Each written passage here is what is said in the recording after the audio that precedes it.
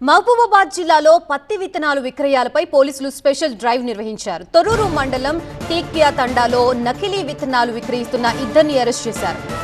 Jatothu Venkanna, సోమనని arrest చేశారు పోలీసులు. 28 కిలోల నకిలీ బీటీ విత్తనాల్ని సీజ్ చేశారు. నిందితుల్ని రిమాండ్కు తరలించారు పోలీసులు. నకిలీ విత్తనాలు అమ్మితే కఠిన చర్యలు ఉంటాయంటున్నారు పోలీసులు. రైతులు ఈ విషయంలో అప్రమత్తంగా ఉండాలని సూచిస్తున్నారు. జాటోతు వెంకన్న అనే వ్యక్తి టీకే తండకు సంబంధించిన వాడు. అతనికి బరావత్ సుమన్ అని ఇతను మడిపేడ బంగ్లా గుండెపూడి గ్రామానికి చెందినవాడు.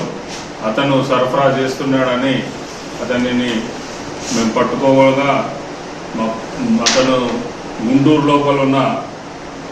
గుంటూరు నుంచి అక్కడ ఉన్న డిస్ట్రిబ్యూటర్స్ దగ్గర నుంచి తీసుకొచ్చి అమ్ముతున్నాడని చెప్పినాడు.